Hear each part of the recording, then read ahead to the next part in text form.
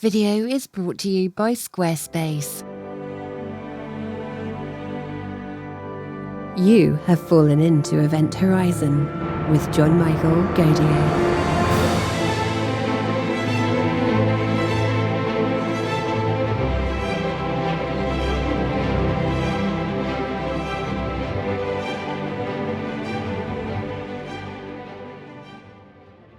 Dr. Lisa Kaltenegger is the director of the Carl Sagan Institute, Cornell, and associate professor in astronomy. Her research focuses on exploring new worlds orbiting other stars, especially rocky planets and super-Earths, and their atmospheres in the habitable zone. She is a world-leading expert in modeling potential habitable worlds and their detectable spectral fingerprints, which can be detected with the next generation of telescopes. Jonathan Gomez Barrientos is a PhD graduate student in the Division of Geological and Planetary Sciences at Caltech. His previous research at Cornell focused on developing techniques for inferring atmospheric and surface properties of directly imaged terrestrial planets. Outside of research, he enjoys playing European football and exploring Southern California. Squarespace is the perfect all-in-one platform to help you build a website and run your business. I design many of the elements you see on Event Horizon, from our lower thirds to title cards. And I love that Squarespace takes away one of the hardest parts of designing a website, the layout, providing you with pre-designed options to quickly create truly stunning professional layouts that showcase your content in the best possible way. And we all know that what you create needs to look perfect across all platforms. That's why Squarespace's built-in mobile website automatically includes a unique mobile site that matches the overall style of your website, making sure your content looks great on all platforms. The cross-platform presence is so important today. That's why I love that your connected social media accounts can all be displayed on your website, set up so any post you make is automatically pushed to your website and across your preferred social media sites so your followers can post and share it too. Speaking of which, producer Ross forgot to post this picture I took the other day.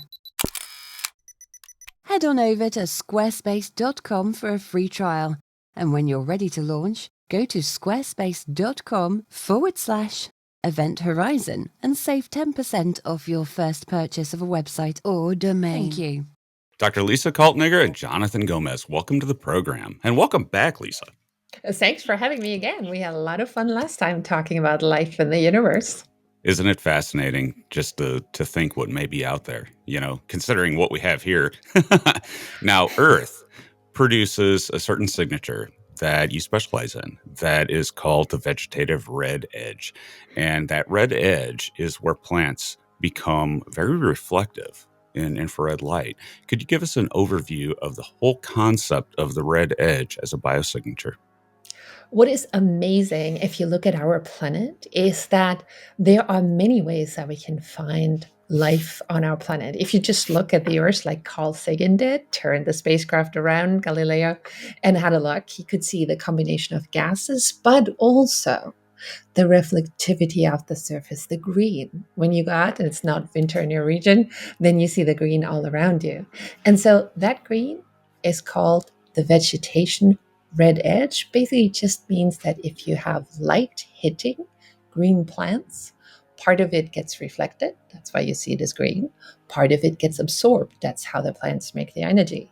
And this paper specifically focuses on the vegetation red edge. But what is really exciting is that there are other kind of biota on this planet as well that have different colors and that might not even do photosynthesis. But the one we're most familiar with is the plants. And of course, it'd be amazing to find plants in the vegetation red edge on other planets out there.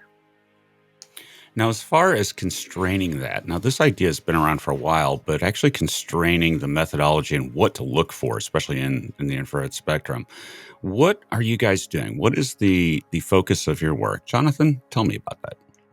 So in our study, we're essentially using a tool that's commonly used in astronomy nowadays, which is called a Bayesian atmospheric retrieval, And essentially, this is like a statistical tool that we often use to back out information from a spectrum, which is the light of an object that's split into its different wavelengths or colors. And so information about the red edge is actually encoded in the spectrum of the Earth, for example. And so in this paper, we essentially made a model of the modern Earth.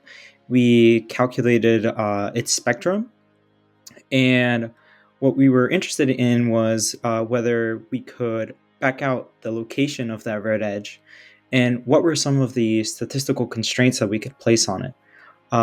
Like for example, like where it's located, or and what is the degree of confidence that we've detected that feature.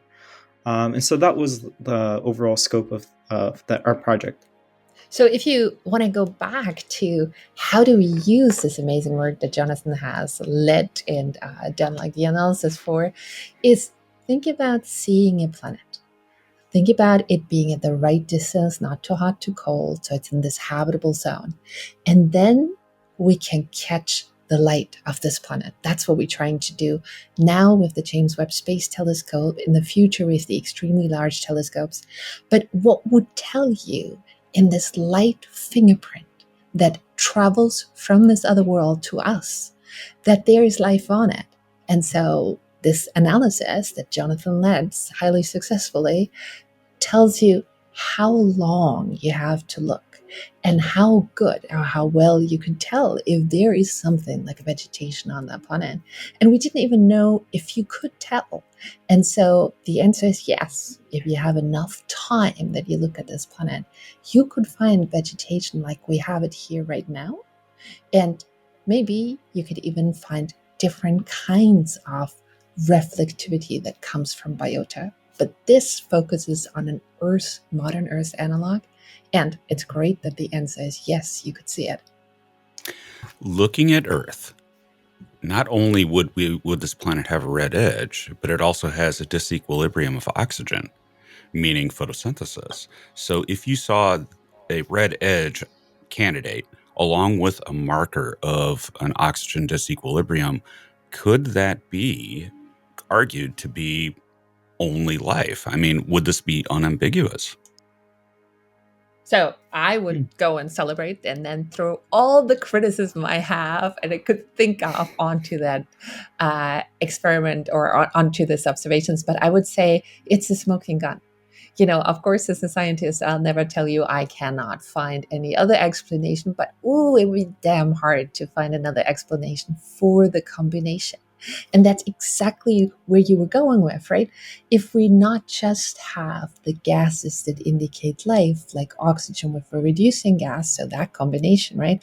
But in addition, something like a red edge, especially if it's at the similar wavelengths that we have it here on the Earth, oh man, would that be exciting? And even so, we wouldn't say, oh, that's definitely life. We would say, oh my God, we have no other explanation than life for this.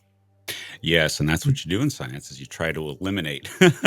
Exactly. You try to knock out every possibility until you've reduced it down to only one choice, and begrudgingly, therefore, you must say it's probably life. But that in itself implies something interesting, because it implies an evolutionary history, doesn't it? Because the earliest life on Earth were anaerobic, methanogenic, microbes. But if you see the red edge, you're looking at an evolved form of life, plant life, an analog of our plant life, right? What is fascinating on this, and this is a paper we've done a little earlier, is to say the vegetation red edge, what it really does, it makes photosynthesis. So if you go back in time, land plants were only around about 500 million, 750 million years ago, right? Before that, the land was pretty barren and most of life was in the ocean. But photosynthesis had happened before that too. So if you think about cyanobacteria, so this edge, that actually is a photosynthesis edge, not really just a vegetation red edge, it's a photosynthesis signature, could have been around for about 1 billion years. And It could have been lower, right? So harder to find. We need a little bit more time. But what Jonathan's work that he led shows is that you could find such an edge. So I agree with you. There would have been an evolution, but I'm okay if we figure out that there's cyanobacteria on that planet or plants. But it's the right evolutionary direction to go. Now, Jonathan, what does the profile look like within your work of characterizing the red edge? Yeah, so it kind of looks like a step function. Basically, you have like the profile of the red edge is kind of like a big spike in the change in the reflectivity of the surface. So in our model, we kind of modeled a similar profile for the surface of the Earth, and but we really didn't put too many constraints on what that model, the shape that model could take. So I think the really interesting thing is that the data tells you that there's this very sharp feature that is located at 720, 750 nanometers. And it's also telling you that the probability of it being at that location is really, really high, because like your errors on the location are very, very small. So yeah, it's that's how we modeled it, and yeah, it was very promising to see that how good you could constrain that location. And I think one thing to add is that what we did in this paper is we actually don't put any constraints, because a lot of times people are thinking, oh, the vegetation red edge has to be at 750 nanometers. We didn't. Jonathan actually calculated it or made the program so that it would just search. And so what that means is that the same model, the same technology, the same program can actually be applied to planets that might be under a red sun or an orange sun, where these edge might just be a little bit somewhere else, because whatever evolved there, hopefully there's life on other planets, then would actually show the reflectivity that would show up not exactly at 750 but at another wavelengths. And so it's an incredible versatile tool that would be able to find something like vegetation, even if it's not exactly the green stuff we see around us. Aha. So, in other words, by looking at the vegetative red edge around a planet within the habitable zone of a red dwarf, we could see it at a different frequency, and perhaps could we infer the color of that foliage? In other words, is it not green around a red sun? Wouldn't that be super cool? Because the idea is, of course, that if you had a red sun, then the foliage or, the biota that you have, or the algae, whatever biota you think about right now, would probably need to take more of the photon. So need more energy, because red photons have a little less energy. So maybe the best ideas we have so far is that foliage would be darker, or those algae would be darker, because they would absorb more of it. But exactly the tool that Jonathan developed in this analysis will be able to test that. We'll be able to see if there is such a reflectivity edge and where it is. If you get to redder stars, is it going to go to longer wavelengths? Is it going to go to shorter wavelengths? We'd expect one thing, but this one is agnostic. We haven't put anything in to say it should do this. And so we're letting the data guide us in what we find. Yeah, I think I just wanted to add.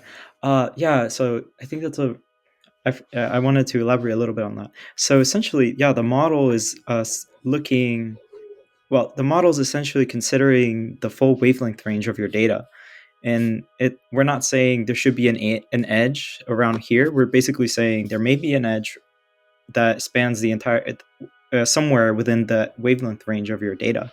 And it just happens that the model here tells you that there's an edge right exactly at the location of the Earth's red edge. So yeah, like Lisa was saying, if it's if there was like an edge at slightly longer wavelengths, and maybe like the quality of your data was pretty good, the program should be able to tell you that there's also an edge, but at a different wavelength in your data. Now, let me ask you this. in all seriousness, and here we go into scientific crazy town, which is what I'm known for. Seasonal changes in the red edge. Could we observe, say with the James Webb Space Telescope, say we see a candidate, could we look at it and infer that changes in perhaps methane levels and perhaps reflectivity levels and things like that are showing us the seasons of another world? I actually have to say the crazy town you're going in is not what can be done. The crazy town you're going in is that we could get all that time on the James Webb Space Telescope, and the people who do black holes and gravitational waves and galaxies would give us all that time. But absolutely, that's the next future steps, right? So we find something and we want to observe more and more and more to build up our data, to look at different kind of seasons, right? To look at the chemistry changes as well as the changes from the surface. Oh, absolutely. That's not crazy town, but I think, and we're going to have to be very sneaky about getting enough time on the James Webb Space Telescope. And I don't understand. People want to do other things too. Like, where are we coming from? Where are we going? What's a galaxy? What's a black hole? Oh, who cares about the earliest galaxies in the universe? Come on. You have to be careful. The next interviewer might care. Yes. I almost guarantee that. And it'll be held against me. Now, Earth's red edge. And let me direct this question to Jonathan first and then to Professor Kaltenegger. Earth's red edge has to have been visible for millions of years. Certainly, anybody doing this research in the galaxy knows, right? So if they have the ability to see this planet transiting the sun, if they're in that line of sight, they could look for this and see it. Is Earth's red edge weak? Is it just probably not visible at much of a distance, or does the entire galaxy know that there's a biosphere on this world? Yeah, so I wanted to, I think I should elaborate a little bit. So, for observing a red edge, we'd be using a slightly different technique. It's called direct imaging. So, it's essentially us taking a picture of a direct image of an exoplanet. James Webb is using a slightly different technique. It's called transmission spectroscopy. Transit. I see. Yeah, exactly. Well, So, basically, Lisa could maybe elaborate a little bit sorry. more. So maybe to put this in context, what we're using currently with the James Webb is transits. And so you're completely right, that we wouldn't see any surface reflectivity right now. But the next steps, and this is where the beauty comes in, that, we got the amazing results that the James Webb will be actually longer than 5 years in orbit, hopefully up to 20. So we can get greedy in terms of how much light we get. So the next steps after we've done the transits would be to try to get a kind of light curve of these objects. And what that means is we could observe them even when they're not in front of the star. So we'd have to add up more and more light. But that light, when it's not a transit, is the light that actually hits the surface of the planet and comes reflected back. And so that is what you'd need if you wanted to see a surface feature like the vegetation red edge. And exactly as Jonathan was saying, we are not doing this right now in the first stages. We are doing this in the second stages. But what we've shown is that you can do it. And that's what was needed to actually give people, I think, the push in the confidence to actually try to do this, because nobody had searched. And so that's the first time we did. Yeah, and so so just wanted to clarify that, and then I think that's an interesting question. What you were saying, I think you could probably, I think it's an interesting, it'd be interesting to test that, like how millions of years ago, what the red edge looked like, and if you could detect it. I think the main thing is it would depend on the size of the of that red edge, or basically how much it would impact the Earth spectrum, because I would imagine that at a certain point the amplitude would be too small for it to make a significant impact on your data, and it might be within like your error bar. So I think that would be really interesting to test, actually, though. I think my answer would be like, we had this paper where we said like, well, where are we the aliens, right? So who could actually see Earth as a transiting planet with Jackie Faharty from the American Museum of Natural History? And we identified about 2,000 stars that could have planets like ours. We know of a couple that do have planets in the habitable zone, but again, we do not know if there's life out there. I hope there is, but we don't know yet. And so what about if they found us transit?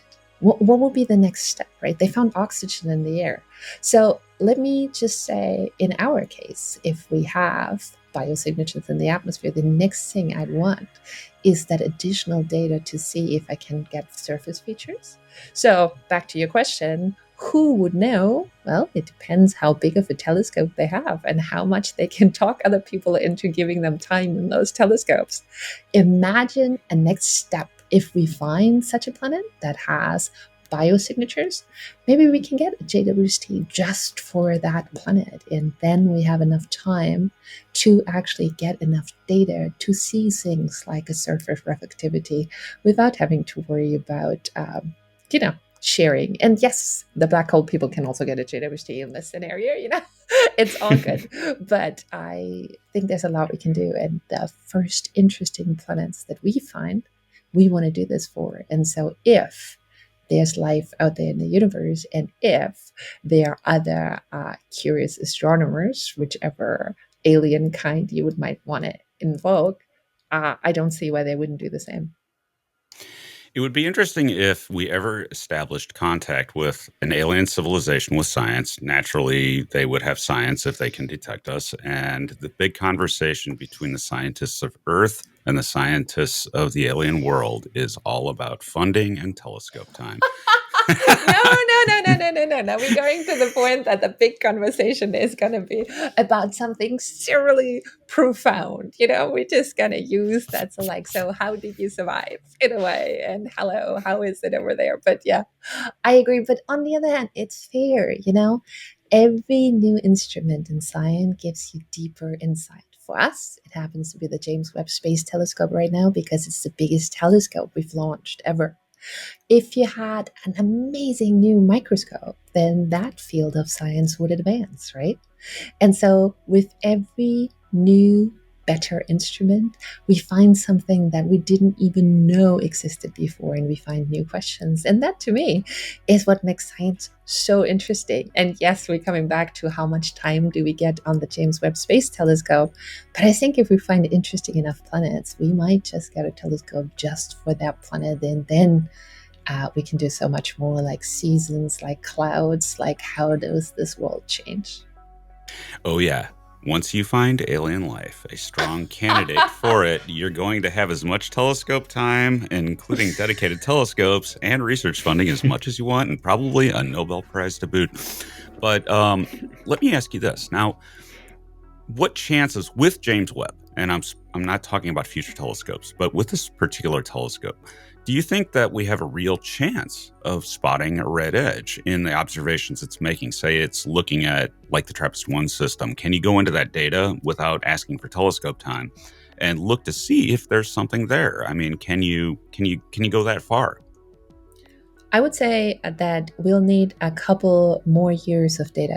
And by that, I just mean, we can't get the data for every transit, but you'll have to add up this data from the planet to be able to get into that detail. And currently, we're only observing transits for Trappist-1 or the other rocky planets around red stars because, it's the beginning and we're going for the, in a way, easiest, in the quotation marks, things like the atmosphere through transit.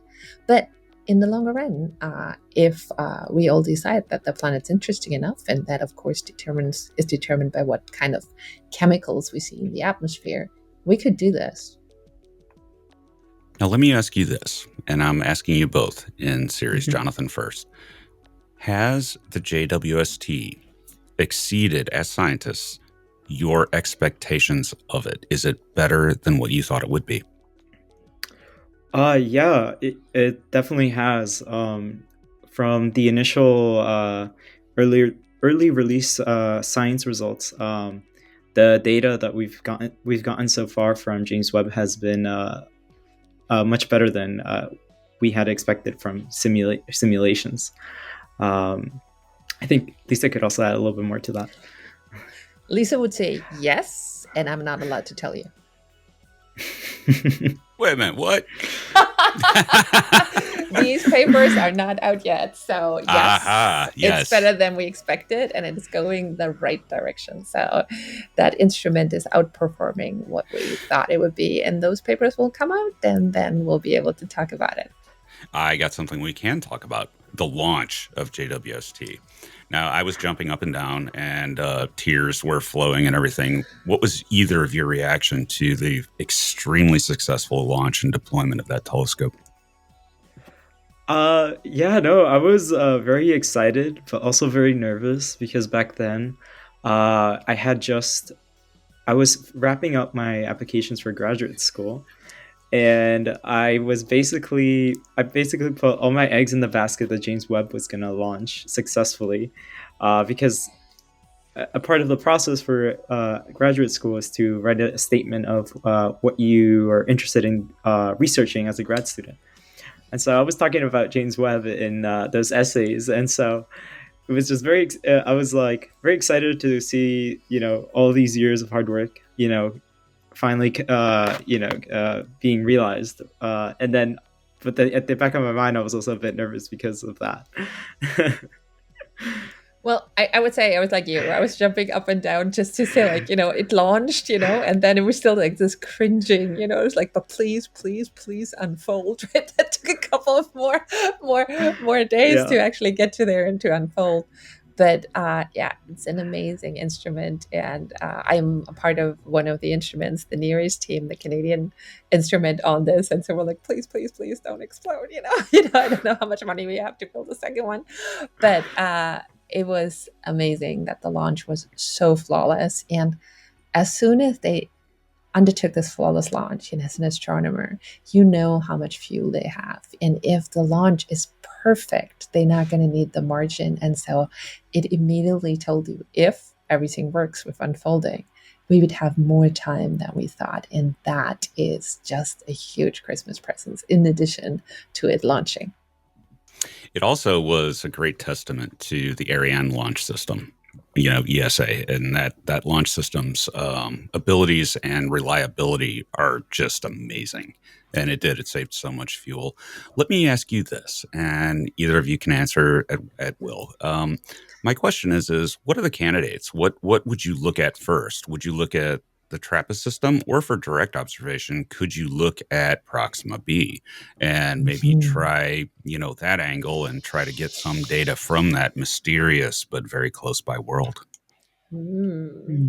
So I would say Trappist-1 is the thing that we all looking at, because you know that it transits, so you know that you're going to get a good signal to noise and a lot of information. And it's like the perfect lab, right? It has all these Earth-sized planets just a little bit further and further away from the stars, so we can actually test our understanding of how rocky worlds around another star should be like, and which ones could be habitable and which ones not. And then when you were talking about Proxima B, oh my God, I would love to actually look at Proxima B. And there's a lot of interesting work going on Proxima B too, but not yet that we're going to use the James Webb time to try to characterize the atmosphere. Not yet. We are working on a smart way to try to do that. That's a tough one. And that's actually been told to me by a member of the actual team for JWST that one's a tough one, even though it's so close, which is kind of maddening if you think about it. It's right there, and it's bright, and it's bright, and that's so tough. But Trappist-1 is interesting because there could be as many as 3. Yeah, worlds. and actually, if we good luck, this might be 4. If you have like just enough hydrogen in the outer one, you could actually make it a habitable world as well. And then you would also have a puffy atmosphere, and warm and puffy. So there's lots of That's interesting opportunities. So if you have a hydrogen envelope now around a red dwarf, but given the unclear nature of how they flare, There was that paper a while back Mhm. that suggested that they really flare more towards the poles and may miss their planets. But if you have that flaring, the flare stars actually hitting these planets, that hydrogen would disappear, wouldn't it? It would be stripped off by the solar wind. So I completely with you on that. And there was this interesting paper that said, if you just huge hydrogen envelope, you could just make a planet habitable the further out you go, right? But how would you keep that hydrogen? Exactly what you were asking. And so we wrote a paper on that saying, how much hydrogen can you get with hydrogen out of volcanoes? So think early Mars, think hydrogen coming out of volcanoes. And it turns out that roughly you can get about 30% that you repopulate in the atmosphere of hydrogen. So 30% of the atmosphere can actually be made of hydrogen. And that one is enough for the outer Mars, for the next one out that's just a bit too cold in the Trappist system to be warm enough. Now, on ages of planets, and I don't know if we've constrained the ages of Trappist-1. I think we did. I just don't remember what it was. But if you had, say, a water vapor envelope, and that water vapor is being destroyed, by the action of ultraviolet, I guess. So if you have that could mimic that hydrogen, but also it would be releasing a lot of oxygen too, right? Well, what would be really interesting, and exactly it's just like you have another kind of star, you have some initial flare activity, but hopefully, or we think that in Trappist's case, we actually have, we have some activity, but if you can just replenish your atmosphere, right? If you can replenish it from a geological active planet like the Earth with a lot of volcanism, then you should be in pretty good shape. Of course, now the question is, because they are roughly the size of the Earth, right, and roughly the mass, plus minus, they should, from everything we know, have a similar geological activity than the Earth has. Again, from everything we know, we're going to learn more. So it would be interesting if you go hotter, right? If you go towards the star, that you could start to get into this initial Venus regime where you have a hot, still habitable Earth, but it's losing its water, exactly as you said. And so you have hydrogen buildup, and the hydrogen actually goes away. And so you'd have oxygen buildup that might or might not actually indicate that there's life on that planet. And so we are very, very careful about how we interpret the things. As you were saying before, with, is this the only way you can say that there must be life on this planet? We are very, very careful. So then when we say that there's no other explanation than life, then we really don't have another one. Now, Professor, let me ask you this as a follow-up. It seems to me, life or not, red edge or not, we are on the brink of a completely new field of science in a way, which is characterizing planetary atmospheres. We know what we have in the solar system, but we barely know what's out there and what combinations are possible. Do you see a coming golden age of understanding what atmospheres planets can have? Absolutely. I think when you think back 30, 40, 50 years in the solar system when everything was just like a tiny dot and a blur and we didn't know what the atmospheres in our solar systems were like, that's kind of the same stage that we're in for exoplanets. But we're not having 8 worlds to look at and, moons in our solar system, but we're actually talking about thousands and thousands of worlds, of patterns, of combinations we hadn't thought were possible in the first place, that then will tell us how planets and moons actually can work, and also in the long run how a rocky planet like our own actually functions. So if we cannot discover definitive proof of alien life, we can characterize and imagine alien worlds and imagine what is truly alien to this planet from the observations. Absolutely. I think what we get for sure is this amazing diversity of other worlds.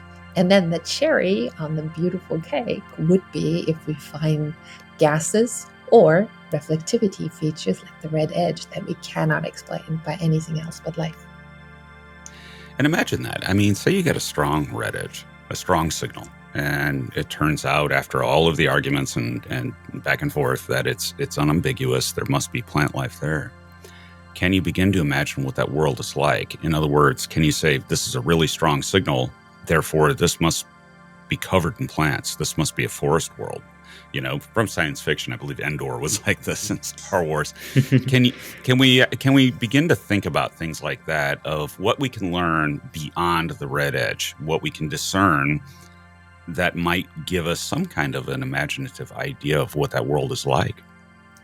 I think one thing that we've learned when we look at life on the Earth, and we have a project here at the Carl Sagan Institute called the Color Catalog of Life, where we take life from many, many different places on the Earth and measure their reflectivity, is that, green, yeah, for example, could be a plant, could be a tree, could be a grass roof, could be ender, but also could be a huge algae spanning the whole green algae, spanning the whole ocean of an ocean world, right?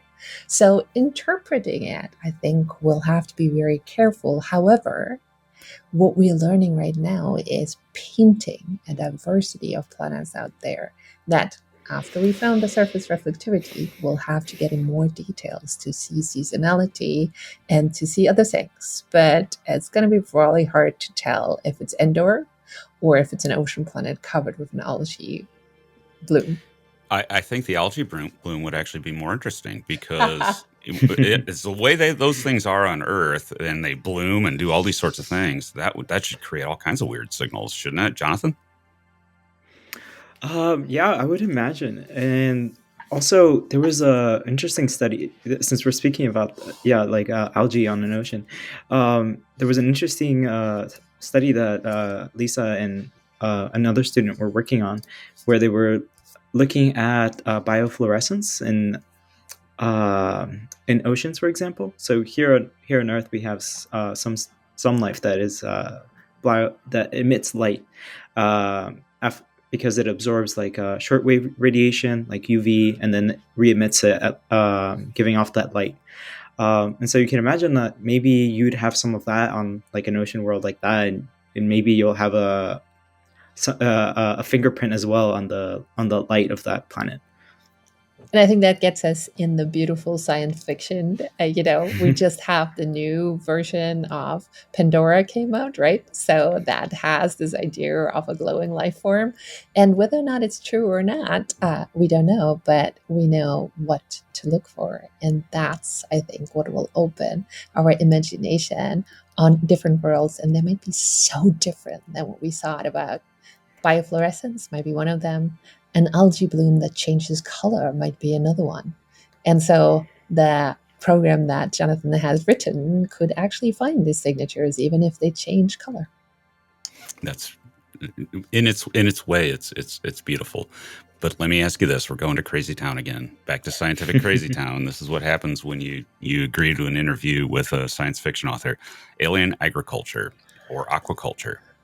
Could you determine if there was a sudden harvest or something like that of that algae that indicates that it's being consumed by an alien civilization that might be present on that world? That is such an interesting question. And, it's not as if I haven't thought about that before, because one of the things that we were actually thinking about is, could you use something like algae, for example, to change the climate of your planet? What would happen if you would harbor it, right? Because these algae would actually produce oxygen. So in a way, you would be smart not to do it all at once and change it completely. But what about if you changed it? You just think about like harvest, right? You had like this algae covering the whole ocean, and you did this part, in summer, and this part in winter, and this part in seasonality. So you would want to have a sustained level. So what would it tell you if it actually changes? Would it tell you that something's going wrong on that world? That they actually haven't figured out that they're changing their atmosphere as well? If they change a huge amount, a substantial amount of the surface biota so that UV would be able to see it? It's really, really interesting. I think the color change is most likely in the way that I envision this. But I'm happy to just look.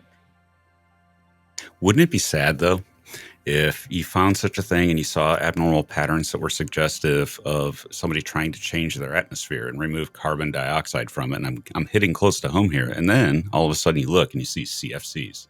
You see something really weird, and you're like, uh-oh, the first alien planet we found is in worse trouble than we are. Have you thought about that question, either of you? Absolutely. And the question that came up after that is, well, that is assuming that they can't deal with radiation, right? Because the FCs are the problem we're having is the ozone layer and the radiation that gets to the ground. Think about, as we're in Crazy Town and sci-fi, about worlds on the bottom of the ocean, in this beautiful imagined race. You have these beautiful cities on the bottom of the ocean. They don't care. They don't care about an ozone layer. They don't care. They're not on the surface. The water is actually sheltering them. So there's a lot of things to consider when you try to interpret what you see. Well, there was that recent discovery of very high water worlds, that raises the question that maybe Earth is unusual in that it has dry land, and that maybe the rule of the universe is complete water worlds in which everything's locked in the ocean, intelligent or not, and that maybe this idea of global algae is probably, could be the norm, right? Well, that paper is upcoming. Oh, geez. Another one. Another embargo. I won't say a word just as long as you appear on my show first. Now, my last question for you guys, and I want to direct this to Jonathan, is where do we go from here? How do we start the process of looking for your constraints and findings regarding the red edge? Where do we go? Yeah, there were some. So there were some interesting areas that we discussed in our paper that someone else could explore based on what we found. So, for example, we were a little bit curious about how detecting the red edge would be affected by the geometry at which you observe the planet, for example. So, like, kind of how you have phases of the moon. If you directly image a planet, you're probably going to see part of it or maybe all of it, depending on the geometry and the way you're viewing the system. So that would be really interesting. Saying that beyond a certain geometry, you won't be able to detect this feature anymore. And then I guess we were talking about this time variability. Also, that'd be really interesting to explore in like a two-dimensional model. Say, for example, since Earth has some continents and some oceans, so I thought it'd be really neat to explore how, like, for example, as the planet rotates, how the signal would change, and I think things like that would be really interesting. And I would add to that to do it. Right. So we'll have to wait a little bit because Transits is the thing we do first. But then we already have, for some of the giant planets, for the big gaseous one, the first information about their light curve, where we look at their whole orbit. And so then we want to do this for small planets. And I want to figure out, whether or not we can see this. So it's within the realms of possibility. We have to wait a little bit, but that's fair. Is it possible, perhaps, with those gas giants, which are easier to observe, is it possible? Now, this was once an idea floated by Carl Sagan that gas giant life might actually happen. If it happened, could you look for red edge in a Jupiter-like planet? You could look for an edge in a Jupiter-like planet, but what would that tell you? Because that's a different chemical, and if you have different kind of clouds, they could have all kind of colors. And if you add hazes to that mix. So the red edge or these surface reflectivity changes tell you a lot more on a rocky planet than they do on the giant planets regarding anything like life. But absolutely, on a giant planet, we want to do exactly the same thing, trying to find reflectivity changes and figure out if that's seasonal or it has to do with where it is in its orbit around the star. So absolutely, what we have developed, or what Jonathan has developed, this technology can be used for clouds as well, for giant planets, for mini Neptunes. And by doing that, we'll learn how to best use it for the next rocky world. Can you turn this towards Venus? Now, there have been reports of phosphine and weird changes in its cloud deck, unusual UV absorbing features that appear. Can it be applied closer to home? It can, but on the other hand, closer to home, it's not needed because we have such a whooping beautiful signal that we don't have to search through it to try to find things. So this is really for things where we don't get that much light. This is why this beautiful searching, and Jonathan was talking about it's Bayesian, it's using analysis, it's using machine learning in a way, right? So it's using all the information that we have to find the needle in the haystack, and that needle being the reflectivity due to vegetation or life. Jonathan, how did you apply machine learning to this program? Yeah, so it wasn't really machine learning. I suppose you probably could use machine learning, but it was more so I basically used a coding program. Yeah, that basically was like a Bayesian framework where you're basically trying to see. You have some data, and what you're trying to do is you're trying to see if your model can reproduce the data, and what is the probability of doing so. So that's essentially how the code works. Now, let me ask you one final question, and I'll direct it towards Professor Kaltenegger. Bayesian analysis, can you give a general overview of it, just a basic touch point overview of what that really means? To me, and this is a very simplification, it is a framework that you can use to find something and add what your biases are, right? Because a lot of times if you go out and say like, oh, I want to find something, that's the green reflectivity here, you have biased your search because you already think that you know where to find it. And what a Bayesian framework allows you to do is to actually quantify what your biases are and try to take them out as much as you can, or explore what different biases, how different assumptions that you make actually influence your results, and if your results are still solid under different assumptions. All right, I have been teased by multiple papers in this interview, so I want to invite you both back when these papers come out for further discussion. And it was a pleasure having you both. Thank you so much for having us. Thank you so much for having me. Yeah. Event Horizon and my channel are now available as a podcast on Apple Podcasts, Spotify, and YouTube memberships. Early ad-free episodes, bonus episodes, and sleep-focused content. Sign up now by clicking the links below to your platform of choice.